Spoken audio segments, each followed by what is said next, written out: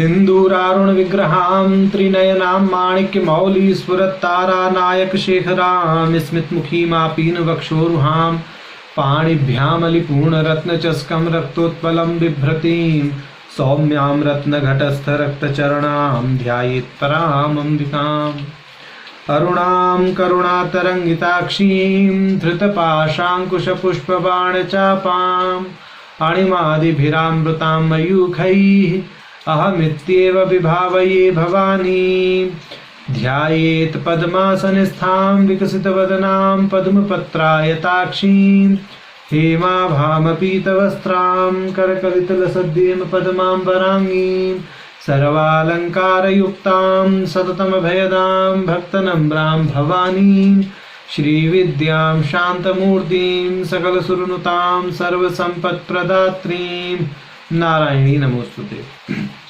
ललिता सहस्रनाम सौभाग्य भास्कर भाष्य की श्रृंखला में हम भगवती के प्रारंभिक 240 नामों को देख चुके थे। अब क्रमशः हम भगवती के 241 से 248वें नामों तक का भाष्य देखते हैं। तो इसका पाठ कर लेते हैं। चारु रूपा चारुहासा चारुचंद्र कलाधरा चराचर जगन्नाथा चक्रराज निकेतना पार्वती पद्मनयना पद्मराग समप्रभा। तो ये अग्रिम 8 नाम है जो भास्कर राय जी अब व्याख्यायित कर रहे हैं। तो इसमें 241वां नाम है चारु रूपा और 242वां नाम है चारुहासा। तो भाष्यकार जी चारु रूपा चारुहासा इन दोनों का एक साथ ही भाष्य करते हैं और इस भाष्य में कहते हैं चारु सुंदरम रूपम लावण्यम हासश्च यस्याः। कहते हैं कि सुंदर रूप है जिनका, सुंदर लावण्य है जिनका, उन भगवती का नाम है चारु रूपा। और सुंदर हंसी है जिनकी, चारुहासा उनका नाम कहा गया है। अब आगे ये कहेंगे कि इस चारुहासा का एक गुप्त अर्थ और है, वह गुरुमुख गम्य है। इस विषय में कहते हैं तब एव मंद स्मित बिंदु रिंदुरित्युक्ते है परमानंद प्रदः प्रबोध विशेषो गुरुमुख एक एव वेद्यो यस्या इति तु लक्षणया कश्चिद ऊचे चारव्यावृद्धि क्षयरहितायाश्चंद्रकलायाः सदाख्यायाश्चिद रूपाया धारा धारयित्री। अब ये इन्होंने इसका अर्थ किया और तीसरे वाले चारु रूपा चारुहासा चारु चंद्र कलाधरा। तो इस दृष्टि से चारु चंद्र कलाधरा का भी यहाँ पर अर्थ हो गया है इन 3 पंक्ति में। तो चारुहासा के पक्ष में ये कह रहे हैं कि भाई परमानंद प्रद जो प्रबोध विशेष है वह प्रबोध विशेष ही मंद स्मित बिंदु रिंदु इस युक्ति से कहा गया है। तो भगवती की जो मुस्कान है, जो उनकी हंसी है, जो मंद मंद उनकी स्मित मुखी जो उनका रूप है वह तो बिंदु इंदु के समान है, वह साक्षात बिंदु है, वह साक्षात इंदु है। तो उस दृष्टि से ये कह रहे हैं कि वही परमानंद प्रद प्रबोध है और उस परमानंद प्रद प्रबोध के विषय में, उस बिंदु रूपी चारुहासा मुख के विषय में गुरु मुख से ही सुनना चाहिए, ऐसा उन्होंने यहाँ पर संकेत कर दिया है। और अगली पंक्ति में इन्होंने चारु चंद्र कलाधरा इसका माने जो 243वां नाम है इसका भाष्य प्रारंभ कर दिया। चारव्यावृत्तिक्ष रहितायाः चंद्रकलायाः सदा आख्यायाः सिद्ध रूपायाः धरा धारयित्री। तो कह रहे हैं कि यहाँ पर चारु का अर्थ किया है वृद्धि क्षय से रहित चंद्रकला, जिसका नाम है सदा नामक चंद्रकला। ठीक है, उस चंद्रकला को जो धारण करती हैं और ये चंद्रकला का लक्षण कर दिया इन्होंने सदा आख्याया चिद रूपाया। माने ये जो सदा आख्या नामक चंद्रकला है जिसमें वृद्धि क्षय नहीं होता ऐसी चंद्रकला, यह साक्षात चिद रूपा है, चिति है, पराचिति है, परासंवित है, जो साक्षात उस चेतना को धारण करती हैं, उन्हीं का नाम है चारुचंद्र कलाधरा। अब कहते हैं यद्वा, अब दूसरे पक्ष में इसका भाष्य करते हैं चारुचंद्र कलाधरा का। चंद्रकलाख्या राजकन्या देवी भागवती प्रसिद्धा, ये पूरी कथा बताएंगे इसमें भाष्यकार जी।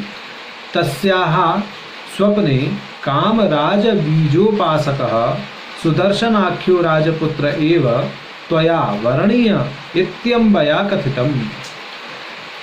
तेन चारु यथा तथा चंद्रकलायाः धरा आधारभूता इति अर्थः तदुक्तम तत्रैव तृतीय स्कंधे देवी भागवते। तो देवी भागवत के तृतीय स्कंध में ये कथा आई है। कथा क्या आई है कि एक चंद्रकला नामक राजकन्या थी और एक राजा का पुत्र था सुदर्शन नामक, सुदर्शनाख्यो राजपुत्र। तो वो कामराज बीज का उपासक था। जो सुदर्शन था वो भगवती के कामराज बीज का उपासक था। तो भगवती ने उसकी उपासना से प्रसन्न होकर के जो चंद्रकला नामक सुंदर कन्या थी उसको स्वप्न में जाकर के यह निर्देश दिया कि तुम कामराज बीजोपासक सुदर्शन के साथ में विवाह कर लो। तो इस दृष्टि से यहाँ पर ये कहा गया है। तो तृतीय स्कंध में क्या कहा गया है उसको बोल रहे हैं। एतस्मिन् समये पुत्रिकाशी राजस्य सत्तमा नामना शशिकला दिव्या सर्वलक्षण संयुता इति उपक्रम्य। इसको इस उपक्रम में कहा गया है। अगली 4 पंक्तियां कहते हैं अंतिम। स्वप्ने तस्याः समागत्या जगदम्बा निशांतरे उवाच वचनं चेदं समाश्वास्य सुखम स्थिता वरम वरय शृणोमि एवं भक्तं सुदर्शनम सर्वकामप्रदं तेस्तु वचनात् मम भामिनी। तो ऐसा इन्होंने कहा है। तो इस आधार पर इन्होंने इस मतलब भास्कर राय जी ने भगवती के चारु चंद्र कलाधरा को व्याख्यायित किया है। तो देवी भागवत में जो निर्दिष्ट ये कथा है, इस कथा के अनुसार चारु चंद्र कलाएं जो हैं वो धरा का आधार हैं, ऐसा इन्होंने स्पष्ट किया है। तो ये जो कलाएं जो धरा का आधार हैं, इस आधार पर ही माने जो समस्त विश्व को धारण करने वाली कलाओं को धारण करती है वह भगवती चारु चंद्र कलाधरा है। अब ये विश्व को धारण करने वाली कलाएं कहाँ से आ गई हमारे इस वाक्य में, यह समझने की बात है। तो ये समझना चाहिए कि जो कामराज बीजोपासक हैं, कोई भी कामराज बीजोपासक जो भगवती के बीज की उपासना करते हैं, उन बीज मंत्रों का जो भी संघात है, मंत्र बीज मंत्रों का संघात है कामराज का जो है, तो उस मंत्र के अंदर जितनी भी मरीचिकाएं हैं वह मरीचिकाएं समस्त प्रकार के सौंदर्य को आकर्षित करने वाली है और उसके उपासकों के पास में वह समस्त प्रकार के सौंदर्य रहते हैं। तो इस दृष्टि से यहाँ पर ये कहा गया है, जो देवी भागवत का वचन है कि कामराज बीज साक्षात भगवती का स्वरूप है और कोई भी सौंदर्य अगर बाहरी जगत में विद्यमान है तो वह नैसर्गिक रूप से उस मंत्र की तरफ या उस भगवती के स्वरूप की तरफ आकर्षित होता ही है। तो चूंकि यहाँ सुदर्शन भगवती के कामराज बीज का उपासक था, तो भगवती ने उस तत्कालीन सर्वाधिक सुंदरी को उस कामराज के उपासक के प्रति आकृष्ट होने के लिए निर्देश दिया। तो इस दृष्टि से कह रहे हैं कि समस्त प्रकार के सौंदर्य का आधार बनती हैं भगवती, इसलिए उनको चारु चंद्र कलाधरा कहा गया है। ये जो पौराणिक वृतांत होते हैं इनके अर्थ जो है भाष्यकारों ने बड़े युक्तिपूर्वक लगाए हैं, ये समझना चाहिए। अब भगवती का अगला नाम है चराचर जगन्नाथा और उससे भी अगला नाम है चक्रराज निकेतना। तो 244वां नाम चराचर जगन्नाथा। तो चराचर जगन्नाथा सीधा सीधा अर्थ कर दिया भाष्यकार जी ने 2 वाक्य में, 2 पंक्ति में, कि जंगम स्थावरात्मक सय जगतो अधीश्वरी के समस्त स्थावर जंगम जगत की जो अधिष्ठात्री हैं उनका नाम है चराचर जगन्नाथा। ठीक है। अगला नाम 245वां चक्रराज निकेतना। तो चक्रराज निकेतना माने चक्रराज ही है जिनका वासगृह, जिनका निवास, उनका नाम है चक्रराज निकेतना। अभी चक्रराज निकेतना का भाष्यकार जी करते हैं, त्रैलोक्य मोहन आदि नवचक्र राजम एव निकेतनम वास स्थानम यस्याः। कि त्रिलोक्य मोहन आदि नवचक्र रूप चक्रराज यानी श्री यंत्र ही है जिनका निकेतन या निवास, उन भगवती का नाम है चक्रराज निकेतना। तो ये हुआ 245वें नाम का भाष्य जो भाष्यकार जी ने किया। अब क्रमशः हमें 246वां नाम प्राप्त है पार्वती। तो पार्वती का भी एक ही पंक्ति में अर्थ कर देते हैं, हिमवत पर्वतस्य स्तरय पत्यत्वात् पार्वती, कि हिमवान नामक पर्वत की जो पुत्री हैं उनका नाम है पार्वती। माने यही भगवती हिमालय की पुत्री पार्वती के रूप में प्रकट हुई, तो इसलिए इनका नाम पार्वती कहलाया। ऐसा अब कहते हैं पद्म नयना। पद्म नयना का सीधा सीधा अर्थ करते हैं, माने पद्म के समान नयन है जिनके, पद्मे इव नयने यस्याः सा पद्म नयना, तो कमल के समान नेत्र हैं जिनके, उनका नाम है पद्म नयना। अब 248वां नाम हमें क्रमशः प्राप्त है पद्मराग समप्रभा। तो पद्मराग यानी माणिक्य के समान प्रभा है जिनकी, आभा है जिनकी, उन भगवती का नाम है पद्मराग समप्रभा। अभी बोलते हैं पद्मरागाख्य रत्नेन आरक्तेन समातुल्य प्रभा कांति अस्यास्तथा।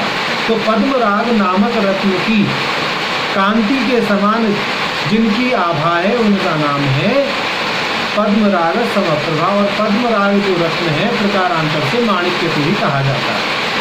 अब कहते हैं पद्म विशेषस्य कोकनदस्य रागेण रक्तिम्ना समेत्यादिवा प्रायस्व कुंडलिनी कुमकुम पंकताम्रेति कल्याणाचार्य उक्ति ही अमृत कुंडलिनी परम वेदम नाम।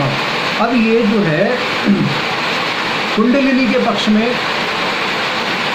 या कुंडलिनी की दृष्टि से पद्मराग समप्रभा नाम की व्याख्या कर रहे हैं। ये कह रहे हैं कि पद्म का अर्थ तो कमल है ही है, राग का अर्थ लाल है, प्रभा का अर्थ वर्ण है। तो पद्म के समान लाल रंग वाला वर्ण है जिसका, यानी कमल के लाल रंग जैसा वर्ण है जिसका, वह कुंडलिनी ही साक्षात पद्मराग समप्रभा से कही गई है। और कुंडलिनी नाम हम पहले भी देख चुके हैं ललिता सहस्त्र नाम के इस क्रम में, जहाँ कुंडलिनी साक्षात भगवती का एक नाम कहा गया है।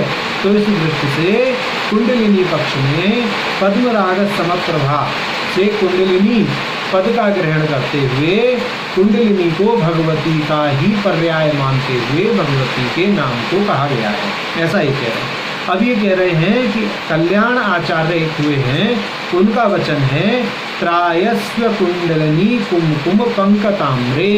ये जो कुंडलिनी है वो मेरी रक्षा करें। और कुंडलिनी कैसी है उनका लक्षण कह रहे हैं कुमकुम पंकताम्रे, यानी कुमकुम पंक केसरिया कुमकुम के समान है। माने जैसे कुंडलिनी का के पक्ष में कहा गया है ना, उसी बात को यहाँ पर दोहरा रहे हैं कि जो कुंडलिनी मेरी रक्षा करें जिनका वर्ण कुमकुम पंक ताम्रे।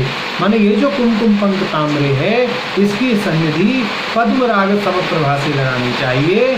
और इस कुमकुम पंक ताम्रे और पद्मराग समप्रभा में एकत्व मानते हुए यहाँ पर भी कुंडलिनी को ही लक्ष्य किया गया है। कुंडलिनी भगवती का पर्याय है, ऐसा हमने ललिता सहस्रनाम के क्रम में पहले भी देखा था। तो इस दृष्टि से पद्मराग समप्रभा जो भगवती का नाम है, कुंडलिनी पक्ष को मध्य में रखते हुए भगवती का नाम सिद्ध होता है। अब ये कह रहे हैं अमृत कुंडलिनी परम वेदम नाम, कि ये जो कल्याण आचार्य ने प्रायस्व कुंडलिनी कुमकुम पंक ताम्रे इस पद को कहा है, ये इन्होंने अमृत कुंडलिनी के पक्ष में कहा है। तो अमृत का वर्षण करने वाली कुंडलिनी अमृत कुंडलिनी, तो इस दृष्टि से जागृत कुंडलिनी शिव के साथ एकीभूत कुंडलिनी और सोम रस का अमृत रस का वर्षण करती अवस्था में जो कुंडलिनी है वह कुंडलिनी पद्मराग समप्रभा नाम से कही जाती है। और चूंकि कुंडलिनी भगवती ललिता का ही पर्याय है, इस दृष्टि से पद्मराग समप्रभा से अमृत वर्षणी शिव एक के युक्त जो कुंडलिनी है वह कही गई है। तो इस दृष्टि से हमने भगवती के 241 से 248वें नामों तक का भाष्य देखा।